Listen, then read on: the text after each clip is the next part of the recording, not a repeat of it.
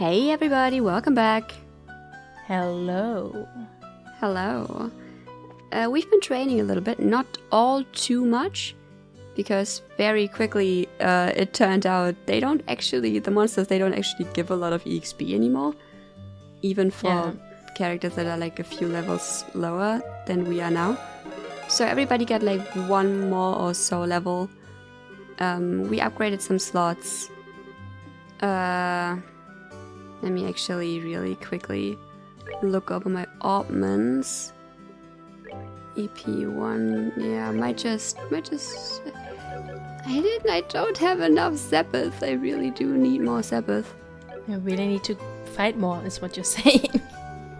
And I do feel that I fight a lot already. Yeah.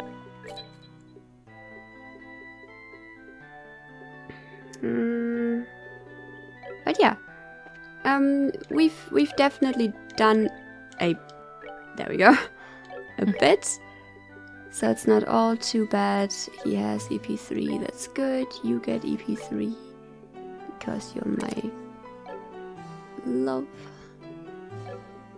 Do you have mine too for you? Yes, there you go. We also would have. Hey Agathe, since you're on the team for now, how about you get this one and also, okay, that's the red one, and also nothing else actually, thanks, bye. Do we have any more things to do? No, I think we're done here. Is there not any like secret side quest? No. We did like 3 side quests right now, Mona. Alright, I'm gonna go check with Tio real quick. Not true, we did not go to them. Actually, let's speed one of those up. Those are actually not super strong. If you actually fight them, it turns out they don't take a lot to kill. Yeah. Which is encouraging because they look terrifying still. I mean, that's what they're supposed to look like, I guess, but yeah, I feel like they were worse when we started Roland. But yeah, as you can see, for like 2 of those monsters, the characters that are on level 59 now, they get like 14 XP. So that's nothing. The ones below that, they get, I think, double. But even that is almost nothing. So we're gonna wait until we have a few stronger monsters. Game? Did it just die while autosaving? Game, are you good? Oh no. Yeah, I think Game might have just died while autosaving. Cool. Cool, alright, cool. Just gonna real quick Alt F4 here. We're still here, so just restart this. Let me really quickly check if OBS is recording this. It should be. That never happened before. That's a first. Yep. Interesting. Very interesting. Is that my...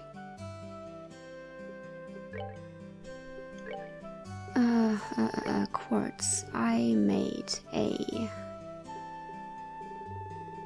P3, I think, quartz? Yes. Alright, going back. Sherazade. No, Estelle. EP3 for you. Sherazade, mine 2 for you. And you, I think you were fine. Alright. Try to. Getting to Tio. You would have to stream this too. Oh, true. Wait, let me start the stream then real quick. Sorry, but... Oh, Discord. There you go. Okay, we made it to the farm! Woo! Yay! Amazing. Oh, Estelle, share that. Seems we're in your care again, and not long after the monster hunt from before. I heard from Father Kevin that apparently this is all thanks to you. No, I've still got a lot to work on. This case made that pretty clear. That's enough humility from you. It's the unique privilege of the young to be able to reflect honestly on their mistakes. Be sure to treasure that feeling. Father Kevin sure is nice. It was fun talking to him and he played with me too. He's kinda like Joshua. He is. A similar kind of edge boy. Yeah, it's true. When I woke up, there was this really weird priest guy, and I was kinda scared. But he was actually kind of fun. And he had a really cool weapon too. Special for a priest. Hey, I hope he comes by again. Tio. Ah, Estelle and Shara. Hey, Tio. How are you feeling? Fine, totally fine. Kevin told us about all the details. I just can't help but cause you worry, huh, Estelle? But you don't need to worry anymore. Everyone's just fine. Yeah, I'm glad. I really am. I was a bit surprised when I woke up, though. That Kevin guy was right in front of me. Yeah, I can see how that might be a little surprising. Oh, freaky. It's not as if he has what you'd call a common look. Yeah, I didn't believe he was a priest at first. But you really looked after us. We didn't really get a chance to show it, but we're very, very thankful to him. He even played with the kids before he left. He really looked after us right up until the last minute. Aww. Kevin, good guy. Good guy, Kevin. Oh yeah. Thanks for coming, you two. I know how much we owe you. As my way of saying thanks, please accept this. It's our own special blend of tea. No, I couldn't. Kevin's the one who did all the work, ma'am. You're just like him. That priest said the same thing. Did he now? It's not as if we're strangers, you know. You don't need to be so formal with me, Estelle. When you're being offered something out of the goodness of someone's heart, there's nothing at all wrong with just taking it. Go ahead, Estelle. I understand you're just trying to be polite, but this is Hannah. She's not going to judge you. Yeah. Okay then. No. When you get tired, drink that and it'll put some spirit back in you. Wow. Thanks, Hannah. Thanks indeed. We appreciate your thoughtfulness. It's the least I could do. If you have the time, please do come by and visit again. No. Alright. Time for the airport then. Landing port, John. I punch. This is revenge for all that I had to go through.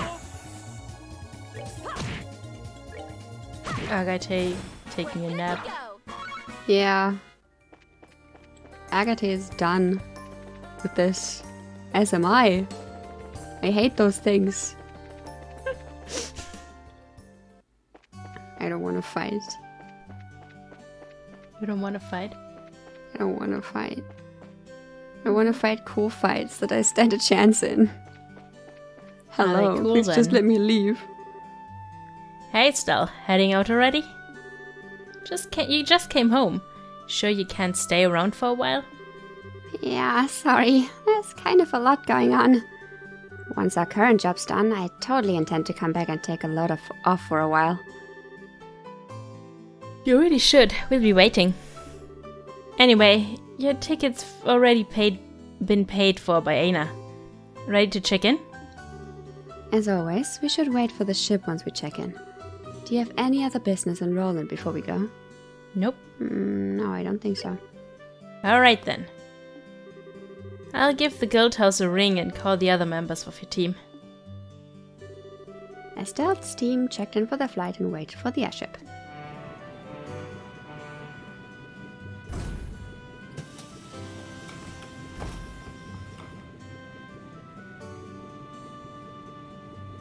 God, with so many people at this point. Yep. Wie ein Conga Line.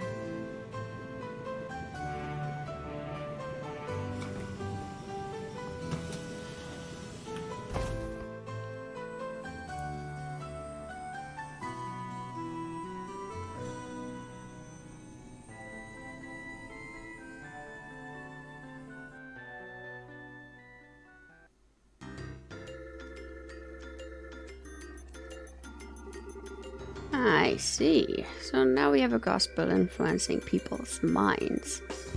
Using the Fox particulate matter as a medium to exert mental control over a large area. Well, that settles one question at least. Who this? Probably Murdoch? Excuse me, Professor? Cassius. Cassius. Okay. Cassius, you old dog, good timing. Escaped late, did you?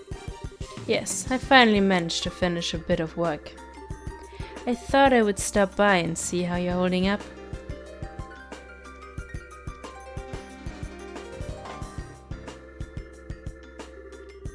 What's this? A report from your granddaughter?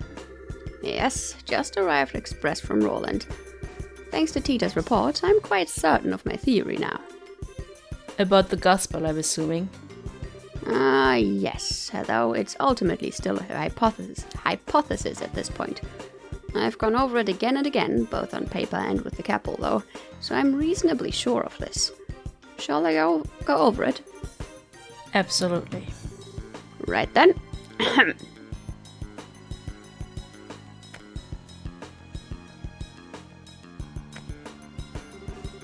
So, what we've been calling the Gospel's orbital shutdown phenomenon. Tell me, what do you think it is, based on what you've seen and heard? It's an effect that occurs to any orbital device located near an active gospel, chaining from one device to another. And it renders these devices inert while the gospel is active. That's how it seems to me, at least. Half right, half wrong. What you're describing is closer to the orbital art anti-sept. That shorts out the internal quartz circuits of an orbment to temporarily suspend its functionality. The phenomenon generated by a gospel, however, is fundamentally different. It steals all the orbital energy formed in an orbment down to the very last joule. So it's more of an orbital absorption phenomenon then? Yes. To make a comparison to a combustion engine, it's like siphoning out the petrol. But wait. Unless I badly misunderstand physics, that means the gospel should absorb and store all that power, correct? Good eye, lad. You've noticed a very important fact. So, I've measured the gospel after it absorbs energy, but the gospel does not actually hold any of it. Not even a single EP's worth. Is it possible the energy is being vented into a wider environment? It's a portal. It's like channeling it somewhere. No, not at all. The energy disappears completely, utterly, and quite impossibly thanks to thermodynamics. Furthermore, these new gospels Estelle's group has been encountering. Every time they're encountered, they cause unbelievable phenomena that even our best orbital engineering can't explain. It's unclear how they're causing such effects, but I can say one thing with confidence. And that is? They're too small. I can say with absolute certainty that any device enabling such massive effects could not fit into the palm of one's hand.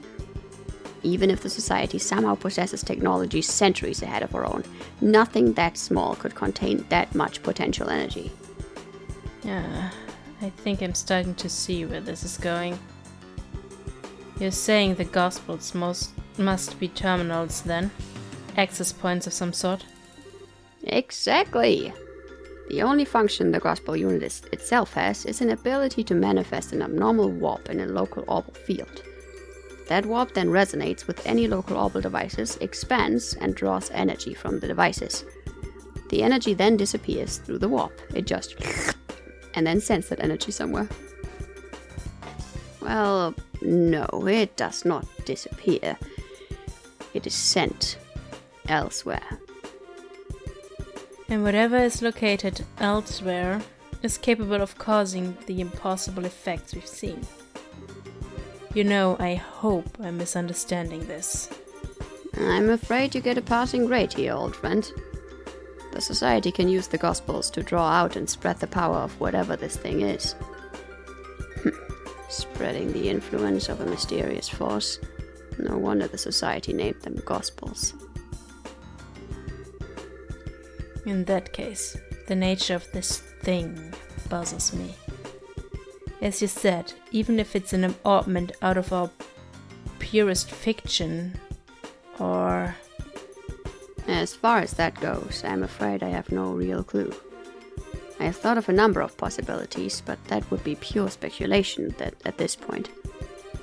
Now, Cassius, I will ask you the same question I asked you 10 years ago. We're in quite the pickle. What do you need me to do? The exact same words as when I asked you to develop the portal airship. Patrol airship. Well then... The portal airship. It creates portals through which it can fly. It's like beaming.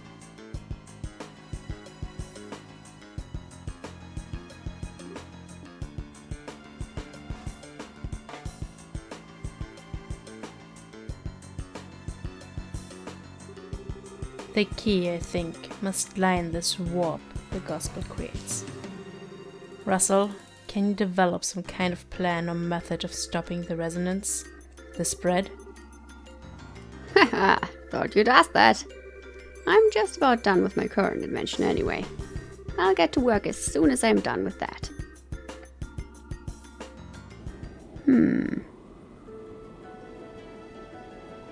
There's Cecilia.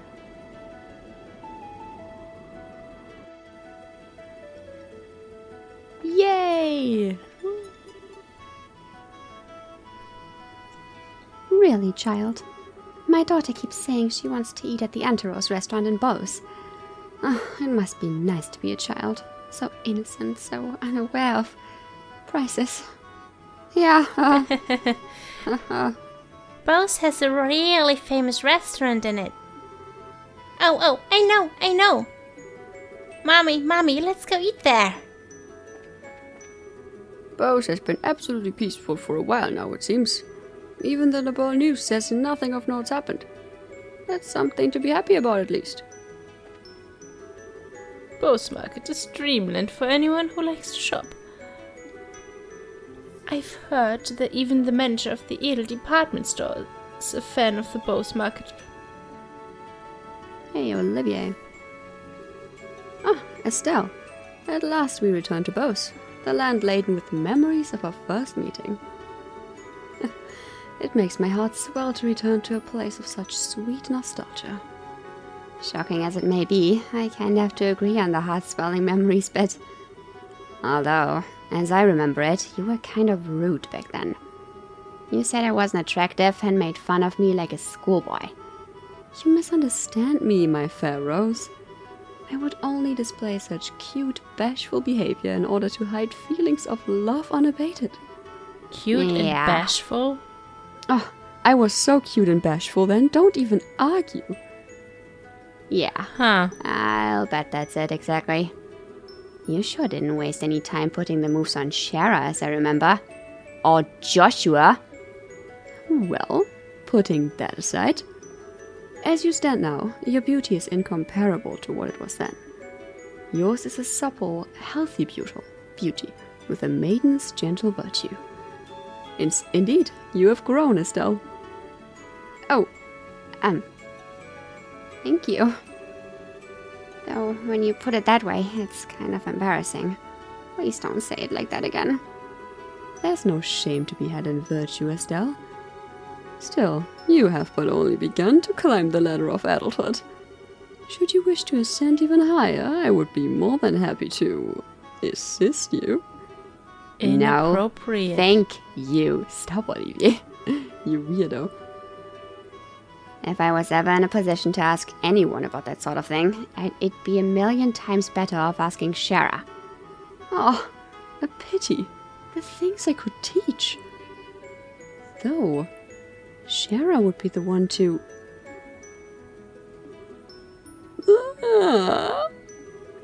I'll remind you that I have a very large stick. And I will use it. Oh, yeah. Olivier, you were put to sleep there too. Oh yes, yeah, ask him about that, I'm interested. Yeah. Did you dream like I did? I suppose I did. Yes. Huh? Is something wrong, Olivier? Well, I was simply thinking that it was a shame. For you see, in my dreams, I was in the company of peerless, beautiful maidens, betwixt shapes verily blessed by Adius. If you had not awoken me, Estelle, I could have done this and that, and perhaps fate has willfully stirred me at your arrival. Well, would you care to discover that which can only be conceived in dreams? Remember what I said about my stick? I can always put you to sleep with it. Forever. No, I'm sorry. For the love of... Still, Olivier's eyes were so sad for a moment. Yeah, I'm not buying it either. Nope. So not buying it. What did he dream of? You needn't make such a face, my sweet. Huh? In truth, it was nothing special. Simply a memory of my boyhood. The Mueller showed up in it, for example. I see. And why the heck couldn't you just mention that from the start, you perf? No. Anger becomes you, Lady Estelle. Mueller Probably showed up something in with it? his parents or something like that. Yeah, or some really nice memory, like childhood memory with Muley. But does that kind of confirm that they have known each other for a long time since, boyhood? Growing up together? Possibly, yeah. If it was like a real picture of his boyhood, then yes. Or it was just like a thing like, God, what's her name? Tabitha had? Yeah, Where she just maybe. had the picnic where she was young and a lot of people. Kind of warped. Yeah. Speaking of bows, I remember that lovely Maya and her handmaiden with the cool gaze. I thrill at the thought of meeting them again. Yeah. I don't know, Sure. last time you tried to steal from them. That's true. Oh, buy music. Ah, yeah, true. Let's talk about Luciola. Hello, Estelle. Hi, Sarah. So this is where you went. Oh, wait. Do you want to be alone for a bit? Oh, this is unlike you, Estelle. Why so reserved? You want to ask about Luciola, right? Yeah. She says we met a long time ago, but I don't really remember her at all. I was wondering what she's like, and if you could jog my memory. Let's see. Where to begin, then? We have to begin with a stage name, I suppose. Luciola, the Bewitching Bell. She could show her audience illusions by dancing while using bells and fans, thus bewitching them, you see. Hers was the centerpiece performance of our little circus troupe, the one that really brought the audiences in. Illusions? Does she use an ointment to make them? No, she used something she always called illusion magic, which is apparently some kind of very old, non-orbal art. Luciola was from a family with a tradition of working that art. Was? People who fall in with a traveling circus like ours tend to be one of two kinds. People who had cause to abandon their previous home and families, or people who never had such things to begin with. Luciola was one of the former, and I was the latter.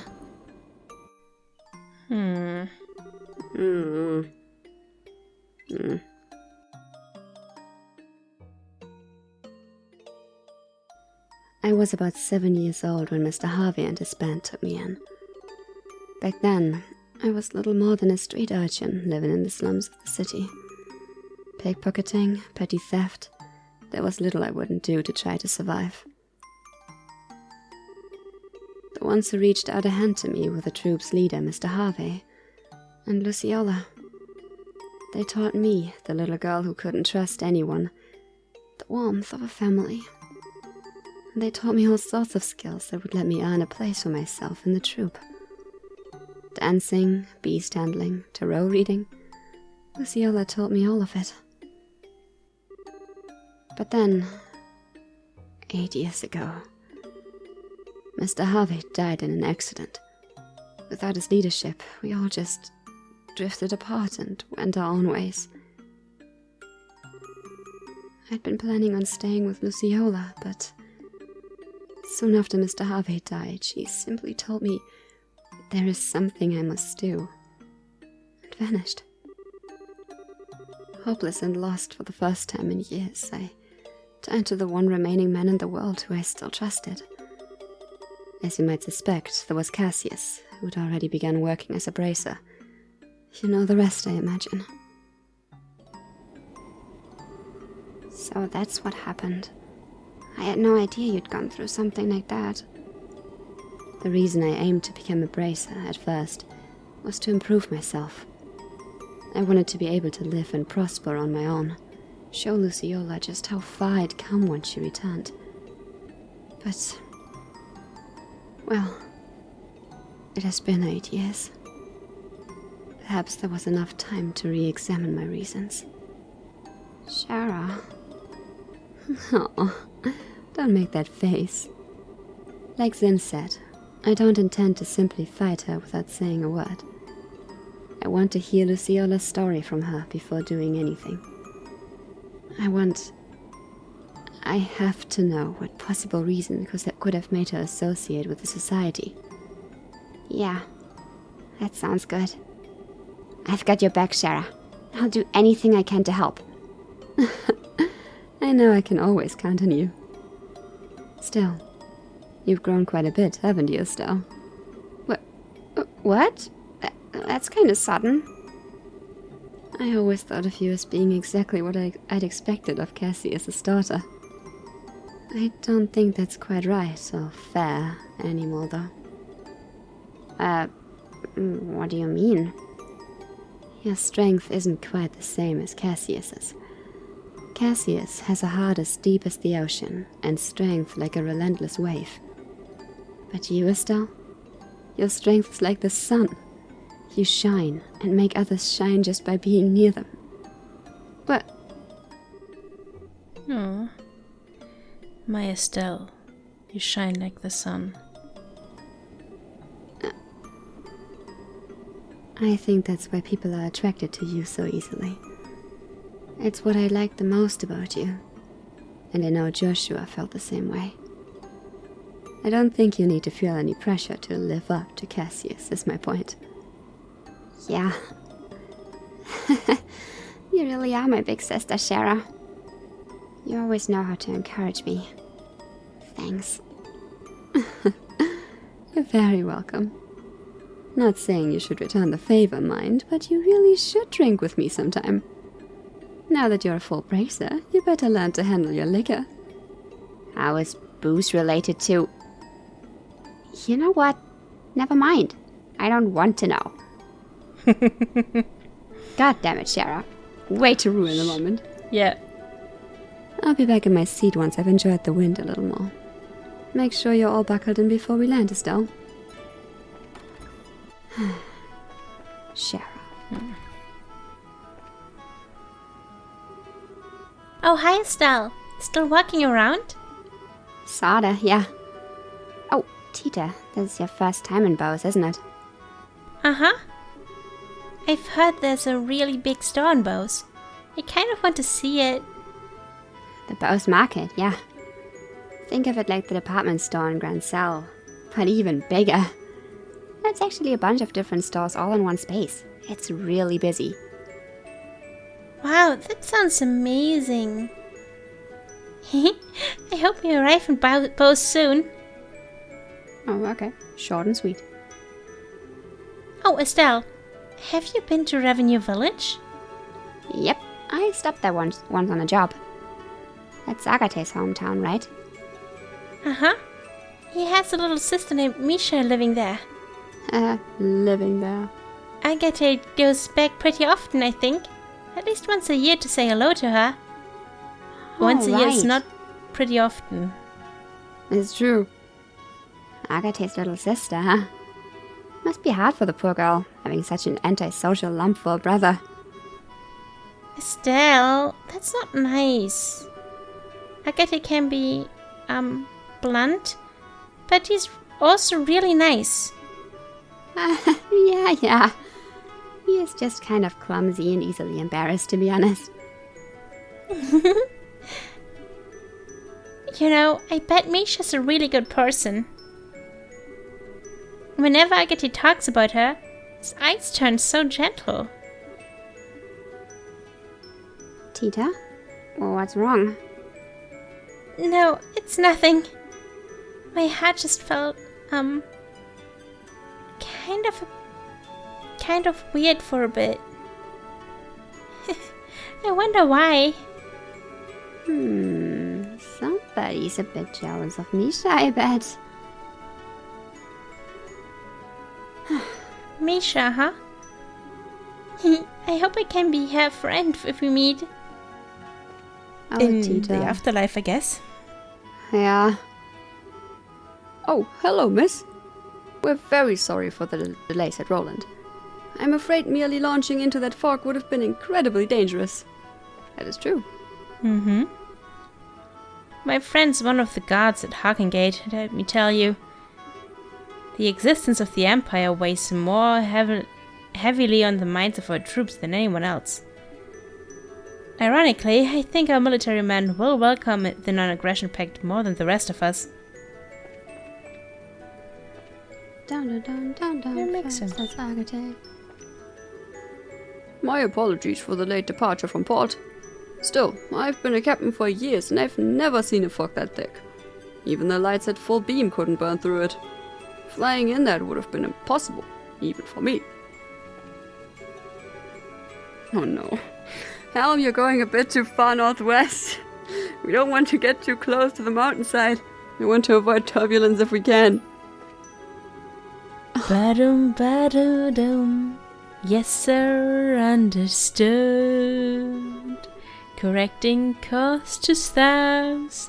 Boom, da-dum, ba-dum. God damn it, that dude. Hey, Agate. Gonna visit your dead sister, huh?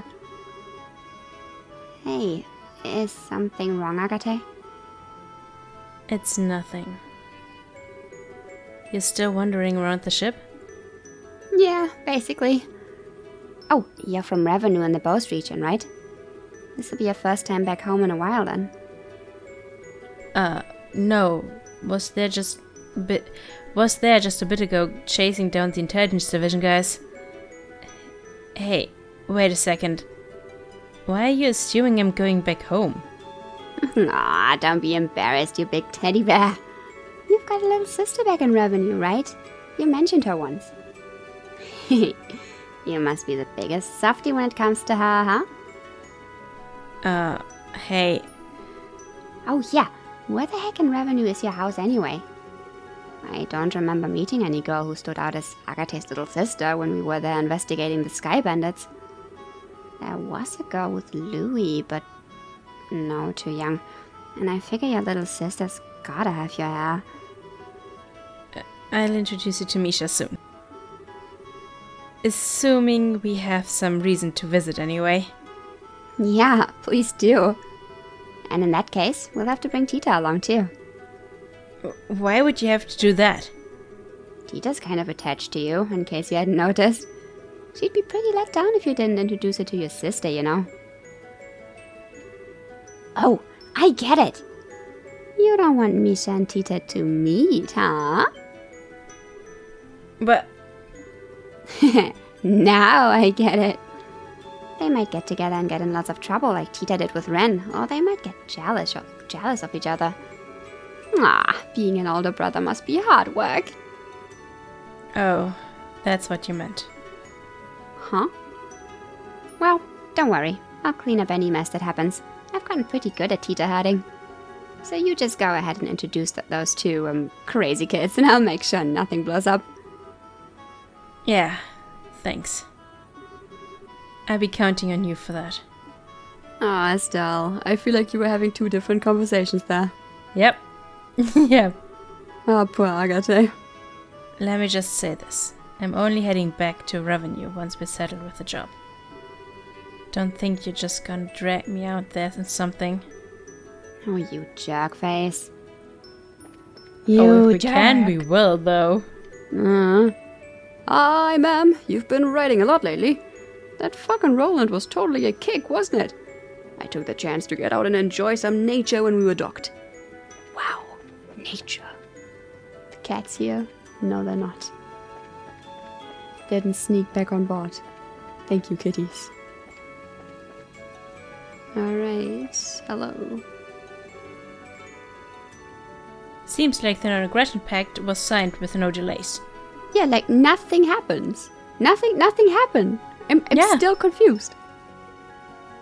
How does a big political event like that just go over like that with nothing happening? Nothing blowing up, no one dying. Society and Erebonia have different things to do right now. I guess. I hope it leads to harmony between Le Bal and its neighbors. Ah, hello, miss. Thank you for your patronage. To your right, currently you can view Nebel Valley.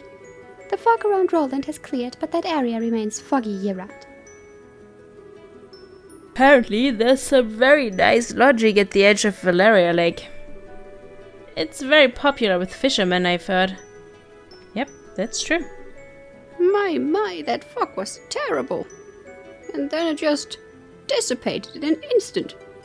I've never seen such strange fog in all my days. Estelle, out for a walk again? More or less. More importantly, I'm sorry. I didn't really open up about Joshua until the very end. Don't worry. Still, that girl with Joshua is one of the Sky Bandits, isn't she? Yep. She's a cheeky, insulting little punk by the name of Josette Capua. She's also the single biggest tomboy I've ever laid eyes on. And people call me a tomboy sometimes. I see. She does seem a bit charming from the photograph. She can be pretty cute if she keeps her mouth shut. And she did manage to play a perfect upper-crust girl when we first met her, too. I'm sorry? Estelle explained about how she first met Josette at the mayor's residence in Roland. I see. That is impressively dexterous, if I may say so. Well, it does make sense, since she's apparently former Erebonian nobility. Putting on a face like that is her specialty, I think. Peel away the layers, though, and like I said, at the core, she's a cheeky, classless little punk. Still, from what I've heard, I can't really find cause to hate her. I suspect that if we found a chance to talk, we might have quite a lot in common. Yeah, I can't see that happening. We'd slide off each other like oil and water. Our personalities wouldn't fit together, trust me. Maybe. Chloe's like, yeah, but we don't have to fight, though. We could just be friends. It's been ages since I've been to Bose, come to think of it. I think the last time was when Jill took me on a little shopping spree at the Bose Market.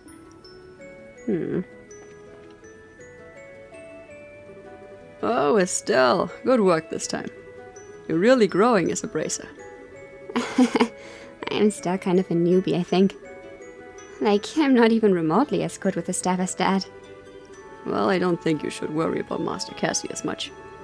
An S-rank bracer is a master of the profession to a degree that they attain the unity of purpose all martial artists seek, after all. To be honest, I don't think I could attain such enlightenment even if I spent my whole life trying. I see. I gotta admit, it's kind of hard for me to understand how incredible my dad is, but... Actually, Zin, you mentioned the whole unity of purpose idea to Chloe back at the castle. What exactly does that mean? Yeah, I did. It's kinda tough to explain, to be honest. Well, here goes. Master Cassius was once a transcendent master of the sword. He was given the title of Divine Blade. Today, though, he can wield a staff just as easily as the sword he spent his life training with. Why do you think that is? He practiced really hard? That's part of it, sure. But more than that, it is because he could instantly understand and relate the nature of staff combat to his previous experience. Something beyond what we call skill, above practicing forms and reflexes, above muscle memory. Think of it as a mental state where one can grasp the true nature of all things and control them at will. That whole concept is what we refer to as unity of purpose. The true nature of all things, huh? His plan to push back the Imperial army during your war was the same, I bet. He understood the nature of war, of combat, so intrinsically, so instinctively, that he was able to construct the plan he did. There would be no one more fearsome as a foe. I get it. I think. But that means that even my supposedly enlightened dad was beaten in some ways by the society. During the coup, he was lured out of the country for starters. Yeah, they almost certainly possess someone equal to Master Cassius. It's hard to know if it's whoever Low is, or this professor, though. Could it be the guy we know as Lawrence? He was pretty powerful. I don't know. He is incredibly skilled, sure, but I doubt he could match up to Master Cassius. Besides, is Chi. So, they did not have unity of purpose.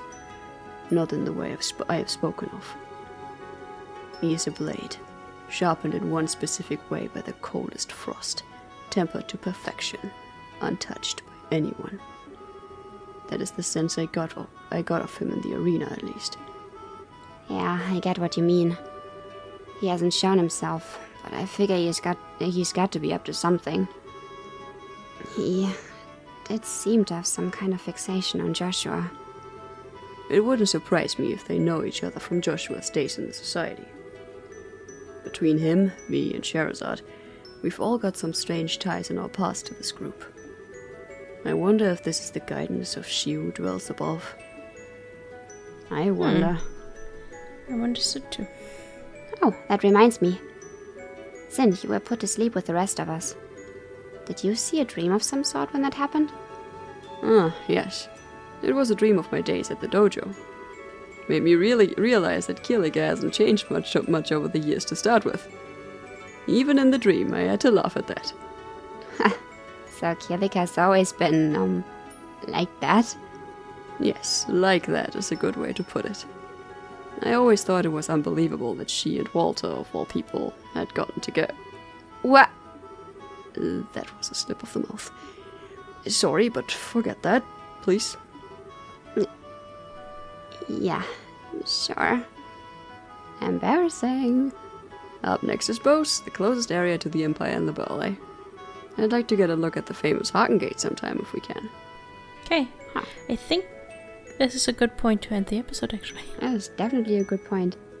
Finally, we're getting to Bose. We're finally getting somewhere. Yes. I do hope that we're gonna meet Lo. Now that he fought that dragon, probably has that dragon under his control, which is a problem. Yeah. A bad problem. Big problem. But yeah, also an interesting problem that I'm very, very excited to see play out. Also terrified though, but that's okay. Very terrified. I don't want to fight a dragon. I want to fight a dragon. Let me beat up a dragon. I do want to fight a dragon. I don't. But yeah, thank you for watching, everybody. Wow, we're already 50 hours in. That's insane. That's pretty cool. But yeah, I guess see you next time then. And have a good day. Yeah. Till then. Till next time. Bye bye. Bye bye.